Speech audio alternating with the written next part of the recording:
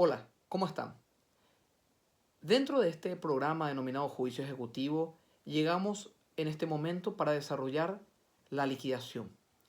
La liquidación, el cual es una consecuencia de la sentencia de remate y de la ejecución misma o el cumplimiento de aquella sentencia.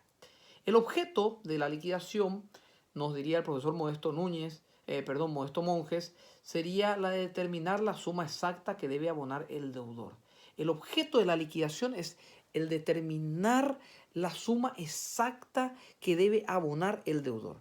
Es la determinación discriminando los conceptos adeudados, ya sea capitales, intereses y costas. Costas entendidos de esta manera como gastos. Calcular los intereses según lo previsto o pactado, según lo previsto en la ley o según lo pactado en el título ejecutivo, ya sea así intereses moratorios o intereses punitorios. Validar los comprobantes de pago de los gastos de justicia, las tasas judiciales, notificaciones oficial de justicia, rematadores, publicaciones, etcétera, que ha realizado el acreedor ejecutante o actor. Es validar esos comprobantes estableciéndolos en la liquidación. Bien, la liquidación tiene oportunidades para presentarse el proyecto respectivo al juez a fin de correr traslado y luego evaluarlos y dictar la liquidación correspondiente. Y dentro de esta oportunidad podemos decir que la primera es en la etapa de intimación de pago conforme al 460 del Código Procesal Civil, que nos dice que la intimación de pago se puede realizar cuando el demandado paga la totalidad de la deuda dentro de los 3 días posteriores a la intimación. Se da por iniciado el juicio ejecutivo, el oficial de justicia retira el mandamiento, va hasta el domicilio del deudor y le dice: deudor, aquí tiene, le intimo a pagar, y el deudor paga en ese acto, tiene 3 días para pagar. Ese es el primer momento posterior a ese pago donde tanto el deudor como el acreedor puede solicitar el proyecto de liquidación. También, conforme al 475, una vez firme la sentencia de llevar adelante, en el caso que exista dinero embargado, se puede solicitar la liquidación. ¿Por qué? Porque ya existiendo un dinero embargado, ya existe una suma líquida de cobro, una suma líquida para hacer efectivo el cobro, que es la finalidad del juicio ejecutivo. También podrían ser 5 días posteriores a la aprobación de venta, de remate o del pago del precio de venta, ¿sí? Entonces, se da 5 días posteriores a la aprobación del remate o al pago del precio de venta conforme al artículo 501 del Código Procesal Civil. También en todos los casos citados puede hacerlo el demandado. No solamente el demandante, el demandado puede presentar también su proyecto de liquidación, el cual se corre traslado y luego el juez llega a verificar y disponer por medio de un acto interlocutorio el monto correspondiente a esto. ¿Cuál es el trámite? En cualquiera de estas hipótesis manifestadas, el trámite es traslado a la otra parte por el plazo de 5 días, la notificación tiene que ser personal o por cédula, debe acompañarse copia para traslado conforme al acuerdo del artículo 107, todos esos requisitos parecidos a una contestación de demanda, claro, porque debe ejercer el derecho a defensa por una suma que le van a imponer o le pueden imponer luego en el ahí correspondiente. El que contesta el traslado del proyecto de liquidación, porque es un proyecto de liquidación que presenta una de las partes, tiene la carga de oponerse a esa liquidación y también a los documentos presentados con el traslado correspondiente. Si no lo hace, puede estimarse su silencio como un reconocimiento o conformidad de la liquidación presentada, a la liquidación presentada. En caso de oposición, el mismo debe tramitarse con las reglas del incidente, ¿no es cierto? Por supuesto, todos los elementos probatorios deben estar allí. Esa oposición debe correrse traslado de vuelta al quien presentó la liquidación, a la parte que recibe la oposición, y luego de ello admitirse las pruebas, diligenciarse para luego resolverse la procedencia o no de la oposición. Por supuesto, conforme al artículo 442 del Código Procesal Civil, esa resolución que de liquidación puede ser recurrida. puede ser recurrida, es apelable, porque el 442 nos dice serán inapelables las resoluciones que recayeran en el juicio ejecutivo desde su preparación hasta su terminación, salvo la sentencia de remate de acuerdo con el 472 y el auto que decida sobre la liquidación. O sea, nada es recurrible excepto la sentencia de remate conforme al 472, las particularidades que ya hemos visto en módulos anteriores, y por supuesto que puede ser recurrida en la liquidación que estamos analizando. Bien, si nos preguntamos qué contiene la liquidación, qué debe existir, qué es lo que debe ser objeto de ese proyecto de liquidación, por supuesto el capital abonado o adeudado, ¿sí? El capital abonado o adeudado depende de quién lo presente, por supuesto, entiéndase de esa manera. Los intereses moratorios a partir del vencimiento y punitorios, si fue pactado, también debe establecerse allí, siempre y cuando en el instrumento, en el título, se verifique eso. Los gastos de justicia, notificaciones, honorarios oficiales de justicia, tasas judiciales, el reconocimiento de todos esos documentos que demuestren los gastos dentro del proceso. Pero tiene que ser la documentación, no solamente decir yo tuve tantas notificaciones y no presenta el recibo de pago de eso. El oficial de justicia me cobró tanto y no presenta el recibo correspondiente. Debe estar todos los comprobantes de fotocopias, gastos que tengan que ver con relación al juicio en forma justificada. Entonces son capital, intereses y gastos. ¿Qué es el capital? Esta suma debe estar fijada en la sentencia de remate, la suma que está en la sentencia de remate. Ya no hablamos del título. ¿Por qué? Porque ya ha pasado el sedazo de estudiar el título y la suma que queda como cumplimiento de ejecución. Porque la liquidación hace al cumplimiento de la sentencia, por lo cual la suma debe estar fijada en la sentencia de remate, especialmente si hubo una discusión sobre el monto reclamado, sobre ese saldo que está en la sentencia en caso de que se haya hecho un pago reconocido en sentencia judicial. Si el acreedor recibe el pago del total del capital después de la intimación de pago, la obligación se considera cumplida. Reitero, si el acreedor recibe el pago total del capital después de la intimación de pago, la obligación se considera cumplida. Si lo hace parcialmente, sigue la mora con relación al saldo. Las liquidaciones tienen que ser con relación a saldo. Los intereses se cobran con relación a saldo. Si bien es cierto, es muy tedioso si es que se va pagando por parte, ¿sí? Realizar esa liquidación, se debe realizar de esa manera, porque si no es un cobro indebido. Entonces podría ser un enriquecimiento ilícito, hay que tener mucho cuidado. Los intereses se realizan en relación a los saldos pendientes de pago.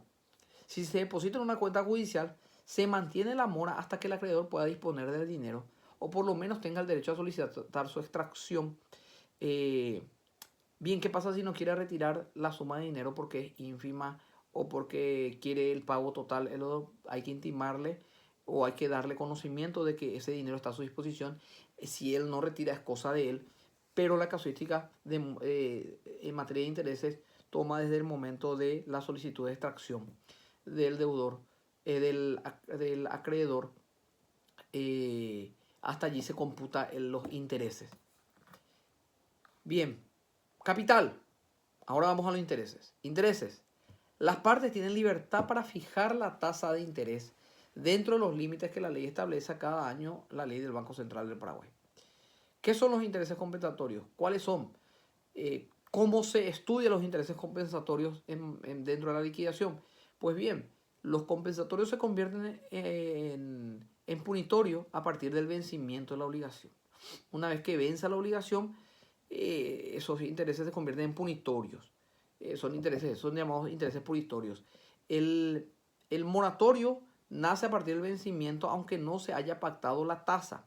El 424 del Código Civil es muy claro en la primera parte que dice: en las obligaciones el plazo de mora la mora se produce con el solo vencimiento de aquel. Por lo cual, la mora es a partir del vencimiento, de la obligación.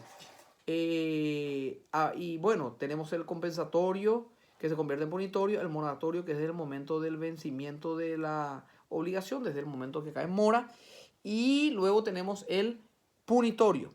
Solo si se pactó expresamente conforme al 454 del Código Civil, que nos dice podrán estipularse una pena para el caso de incumplimiento total o parcial o de retardo de la ejecución de una obligación, sea a favor del acreedor o de un tercero. Es una penalidad, pero debe estar pactada. Si no está pactada, no existe y se ve solamente el interés moratorio, lo cual es lo normal en la mayoría de los casos de ejecución de obligaciones. Bien, el oficial de justicia tiene una ley 2796 del año 2005 que rige para su regulación de honorarios correspondientes. El artículo 44 de la ley de tasas compensatorias sobre operaciones activas o pasivas de moneda nacional o extranjera serán determinadas libremente conforme a la oferta y la demanda de dinero dentro de las limitaciones establecidas. Fue modificada y esta establece cuáles son los parámetros de los intereses compensatorios. También podríamos llegar a citar con mucha precisión que los intereses moratorios conforme al 475 del Código Civil, recordemos que el 475 nos dice en las obligaciones de dar sumas de dinero no podrá estipularse intereses moratorios o compensatorios ni comisiones superiores a las tasas establecidas del Banco Central. Cuando uno se pregunta por qué las tasas del Banco Central, es por esto, por el 475 del Código Civil que nos establece que debemos regirnos por las reglas del Banco Central. Si bien el problema estaría en establecer si qué tipo de cuantificación, si es un interés de tasa de consumo o un interés de tasa vamos a decirlo, de ahorro. ¿Por qué? Porque el interés de ahorro siempre es menor que el de consumo. Pero en materias moratorias de las relaciones obligacionales, en el tribunal se estila tener en cuenta la regulación de las tasas de consumo, la reglamentación en materia de tasas de consumo. Entre las reglas genéricas podemos resumir como regla genérica que en los rubros de la liquidación debe tenerse en cuenta el principio de congruencia. Solo deben incluirse conceptos específicos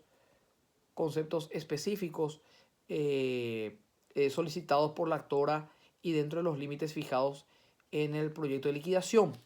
Los intereses siempre se calculan sobre el saldo de la deuda, no sobre la deuda total, sobre los saldos pendientes de pago. Deben respetarse las tasas máximas establecidas por el Banco Central, como dijimos, y en ningún caso puede capitalizarse los intereses. No hay intereses sobre intereses. Solamente son los intereses establecidos de los momentos de pago y hacerse los descuentos correspondientes. Se pactó una tasa superior al límite máximo. El juez de ninguna manera puede establecer un pacto de ese tipo para las tasas. Los honorarios oficiales de justicia, las notificaciones y los demás gastos solo deben ser reconocidos si existen comprobantes de pago. Deben estar los comprobantes y esos comprobantes le dan virtualidad dentro de la liquidación a su validez. Es importante establecer el monto total de la deuda y el saldo de la misma en la fecha de la liquidación. Se debe establecer propiamente cuánto es el concepto del capital adeudado y cuánto es la deuda total que amerita la resta de lo que ya retirado y lo nuevo establecido como intereses, a fin de no dar equívocos a las sumas que se deben llegar a pagar. Debe ser bien clara la resolución. Esto es lo que se pagó y este es el saldo a liquidar. Este es el total de liquidación. Esto es lo que se pagó y este es el saldo pendiente de pago por parte del deudor. Hay una situación en la obligación de monedas extranjeras que se rige por la ley 434 del año 94, una resolución 30 o 33 está ahí en el aula con ustedes para que lo puedan echar un ojo, del 14 de febrero del año 2020. La Cámara de Apelación Quinta Sala ha anulado una resolución de primera instancia en la cual se establecía desde el momento de la intimación de pago en moneda extranjera, y la Quinta Sala, con voto disidente de la doctora María Mercedes Bullermini, dice de que desde la intimación de pago la transformación se tiene que hacer en moneda local. El problema es de qué pasa si dura 5 años, 3 años, 2 años o 1 año el juicio, y a qué moneda de cambio. Se estaría estableciendo que no sería la moneda de cambio del momento de cobro, sino que la moneda de cambio establecida o el tipo de cambio establecido sería en el momento de la intimación, lo cual podría generar una incertidumbre en relación al mercado que opera en materia de monedas extranjeras. Bueno, eso es una resolución paradigmática que ha causado mucha discusión doctrinaria, sobre todo, que se está produciendo, y hay que tener en cuenta en el momento de tener el juicio ejecutivo Yo no me encuentro de acuerdo a esa decisión. Yo creo que se puede ejecutar en moneda extranjera, que esta ley 434 del año 94 que rige las actividades cambiarias lo que realmente pregona es y autoriza como otra ley de operaciones de moneda extranjera de que se pueda llegar a hacer, pero que el cambio en el momento del cobro sí se debe hacer la operación cambiaria, pero no en el momento de la intimación de pago, sino en el momento del cobro ya en sí. Cuando el deudor dice yo quiero pagar, bueno, hagamos la conversión en el momento del pago, no en fecha de intimación y menos en la fecha de vencimiento de la obligación, ¿sí? Porque si no podría caerse y desbaratarse todo el sistema jurídico, comercial más bien, de monedas extranjeras. Las reglas genéricas, la tasa masiva de interés moratorio según lo fijado mensualmente por el Banco Central, de eso no se puede llegar a salir. El interés punitorio solo puede reclamarse si se pactó, ¿sí? Expresamente en un título. Es el 30% del moratorio, no puede ser más del 30% del moratorio. Si se ejecutan varios títulos, deben considerarse cada uno por separado a los efectos del cómputo de la deuda y de la mora. El acreedor tiene la facultad de alterar el orden de imputación de pago establecido. Puede decir quiero es a esta cuenta y después a esta cuenta. Y los intereses podrán ser actualizados en el futuro. Pueden ser actualizados en el futuro en caso de que no existan pagos. Una cosa es la actualización de intereses y otra cosa es liquidar la liquidación. Son cosas distintas. Muy bien, de esta manera finalizamos esta clase sobre la liquidación. Espero que haya sido de su agrado. Quiero significar que este material ha sido colaboración en gran parte de diálogos y charlas con el profesor Modesto Monjes.